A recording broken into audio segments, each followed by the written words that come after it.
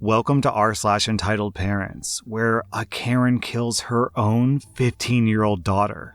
Our next Reddit post is from Clabbage Cobbler. I'm a 30-year-old guy, and my parents didn't really want kids. I was an only child, and pretty much an accidental pregnancy from what my relatives have told me because my parents claimed that they were going to be child-free when they married. My childhood was initially good, but I think that after I started growing out of the cute and adorable phase, my parents were less inclined to spend time with me. They both worked and had their own business that they started together. That business was their life, and I was always second fiddle to their work. Any other close family members, like my grandparents, lived states away, and I barely knew anything about them until I was an adult. So I had no other family around for my entire childhood. I was practically raised by TV and my school teachers. By the time that I became a teenager, I would spend my own birthdays without my parents because they would just give me some money and tell me to go out and buy whatever I wanted. It was more or less the same with Christmas and sometimes even back to school shopping.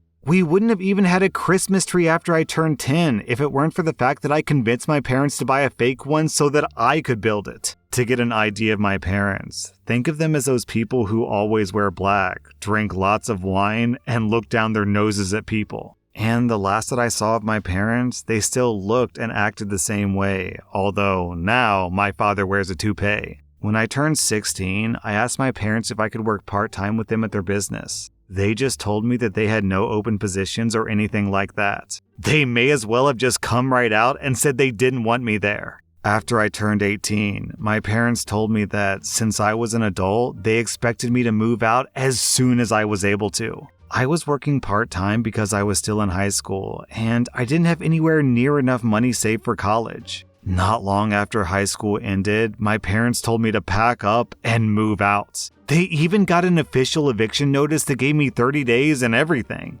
They didn't even help me move. I had to get help from a friend's dad who owns a truck. I ended up renting a sucky apartment and working retail. I had no real life experience and no time for college. Then, after just a few months, I got fired because my manager legitimately had it out for me and wrote me up for the stupidest things. I ended up going broke pretty fast because I was terrible at managing my own money and I couldn't find steady employment. So I lost my apartment. I went back to my parents begging for help, but they refused to take me in. Not even for just a little while to get back on my feet. I ended up homeless and living out of a tent in someone's backyard in winter. My friends had all gone on to college, some in other states, and I was just a broke kid taking whatever work I could to stay alive. My salvation came when one of the neighbors of my parents found out that I was living out of a tent and offered to take me in for a little while so that I wouldn't freeze. She helped me badger my parents into telling me how to get in touch with the other members of my estranged family. My parents didn't want to tell me. My guess is out of fear of being judged for throwing their son out the way that they did. But still, they coughed up the info and gave me a list of contact details. Then they told me not to bother them ever again. I called my grandparents from my father's side of the family, and they were very surprised and happy to hear from me because they hadn't seen me since I was an infant. Also, I'm their only grandchild. After they found out about my situation, they flew me over to live with them as soon as they could. They basically adopted me. My parents didn't even see me off at the airport despite being invited to. I had zero contact with them for a decade. My grandparents said they despised my parents for treating me so poorly and legally disowned them by striking them from their wills. My parents, I'm told, were not too happy to hear that. But they also said that didn't really matter because they were pretty well off and they didn't need anything from my grandparents. Oh, how wrong they turned out to be. After living with my grandparents for about a year, I was able to afford to start going to community college. I got an associate's degree, got a decent job thanks to a recommendation from my grandpa, and eventually my grandparents offered to sell me their house so they could retire to Arizona. I was sad to see them go, but I happily bought their house. They sold it to me for 1/3 of its value, and in just a few more years, I'll have it completely paid off. My job has me going away on the road periodically, so I can end up away from the home for weeks at a time. One day in late 2020, I came home after being away for 2 weeks, only to find a large white van that I didn't recognize in my driveway. I was getting ready to call the cops when I noticed the van had the logo for my parents' business on the side of it. At that moment, I felt dread. It meant that my parents were here. Somehow, they had broken into my home and were living there. They had the nerve to greet me like we were all buddy-buddy the moment that I walked in. I told them to get the hell out, but they refused because they said that it was Grandma and Grandpa's house. I said that it wasn't their house anymore, that they had sold it to me when they retired. They'd known that if they were in any way involved with my life. But they weren't because they threw me to the wolves 10 years prior with no life experience. We argued and they refused to leave. My father told me that it was his parents' house first, and that meant that he and my mother had the right to live there if they wanted. I walked to my bedroom, locked the door, and called the cops. When the cops showed up, they were of no help. My parents claimed that they had already been there long enough to have residency, which was a complete lie. But I had no cameras to prove that they weren't there for over a month. My neighbors had no cameras either. So it was just my word against my parents over how long that they'd really been there, and they were claiming squatters' rights. They told police that they had a verbal rental agreement with me, and that I was trying to illegally evict them for no reason. My mother even put on the waterworks when saying that. The cops told me that it was a family dispute and to file eviction with the courts to get them out. And keep in mind that this happened in 2020, so getting to court for anything took longer because of the pandemic. Meanwhile, my parents were squatting in my house, rent-free, and rubbing it in my face. From the information that I got out of them, their business went bankrupt, and they sold off almost everything they had to pay their debts. All they had left was the van and a few personal belongings. So they expected to live in my house, rent-free for the foreseeable future. They were working too. Both of them soon got new jobs. My father as a delivery driver and my mother as a sales associate. They were making money, and the only things they contributed to was electricity and water utilities, which was basically just them handing me a $100 bill every month and saying that I should be grateful they were paying me anything. Anytime that I tried to discuss proper rent with them, they just said that I owed it to them to live rent-free because I took 18 years of their lives. And it's not like they were demanding the money back for that time. They threatened to stop helping with utilities altogether. I was so at my wit's end that I ended up calling my grandparents to explain the situation to them. They were very unhappy and spoke with my parents. But my parents still said that they had a right to stay in my home and they refused to budge. My grandfather told me he was sorry it had come to this. And if they hadn't sold me the house, my parents wouldn't have invaded. I told him not to worry, that I'd already filed for a legal eviction and I would get it soon enough. My parents knew that they were on borrowed time. I made sure to say that in earshot of my parents too, and they responded with the silent treatment. My father was gone 6 days a week making deliveries, which was a job not to his liking. Meanwhile, my mother basically tried to take over my house in her spare time. She demanded that I let her rearrange my living room, and even tried to force me to give her and my father the master bedroom because they're my parents and they deserved better, as she put it. I vetoed both of those ideas and said they don't deserve better and to stop acting like I owe them anything. I didn't ask to be born, and it's a normal obligation for parents to raise their kids. All they were doing was trying to assert dominance to try to keep me from kicking them out.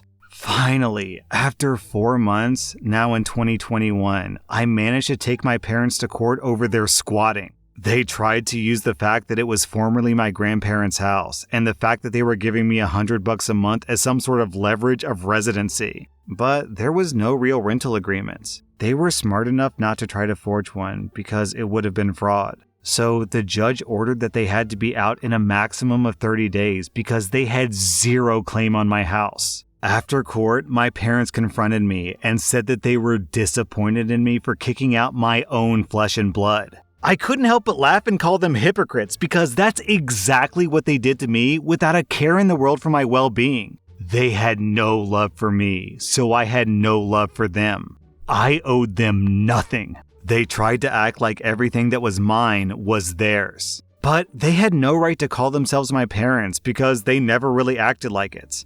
My father looked enraged, but my mother stopped him from doing anything by grabbing his shoulder and shaking her head. He sneered at me and walked away. They left, but not without a lot of tension. The final month was spent with them either guilting me to try to make me change my mind or completely ignoring me. I put up a calendar in the living room and checked off each day before they had to leave with a red marker. I still remember that final day was March 2nd. My parents waited until the exact day they had to leave my home for good before they finally left. Since they were so convinced they could make me let them stay, they didn't even bother to look for another apartment until after they were evicted. My mother spent weeks scrambling to find an apartment. They had to get a tiny, sucky studio apartment in the next city over because it was the only thing that they could find on such short notice. Their apartment was a lot like the one that I had when I was 18.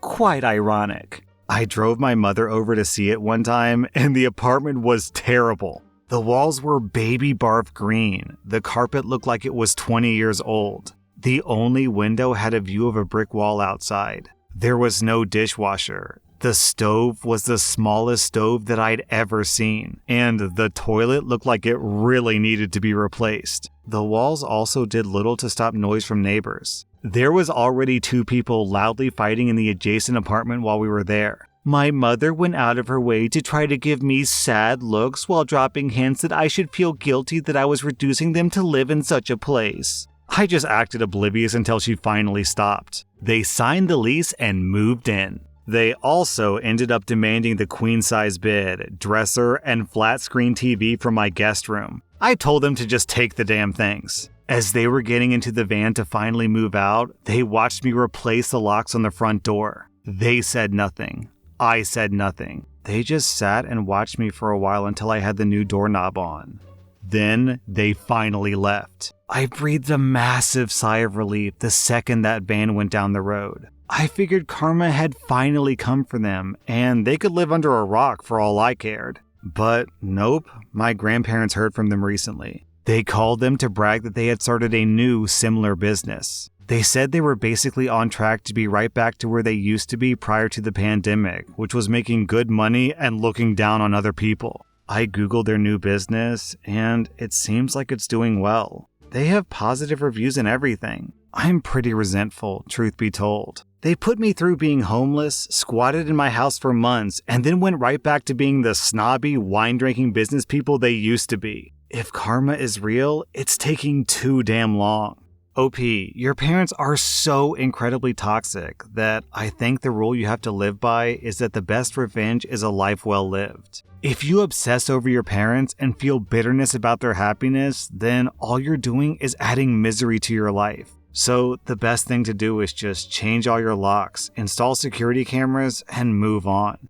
Our next Reddit post is from Smallfly. So my mother has been and continues to make my life less than enjoyable. One particular thing I want to get off my chest is what happened when I was 12. I have 2 twin sisters, and at the time of the story they were 15 years old. Their names are Sarah and Bess. Our mom left our dad to be with a total dick. This man would buy food and put his name on it so that we couldn't eat it. One time, he grabbed me by my neck for walking out of the kitchen with food in my mouth. He called us horrible names, and the whole time my mom knew, obviously. We were never allowed to tell our father what was happening. Our mom would tell us, "What happens in my house stays in my house. Your dad doesn't need to know, and you better not tell him." One night, my sister Bess had enough of her stepfather Dick. She called our dad, and our mom listened in on a different phone because this was back in the 90s. After she heard Bess confiding in our dad what was going on, my mom was furious. She told her that the sight of her face made her sick. She banished Bess to her room completely besides using the toilet. This continued for like 2 weeks.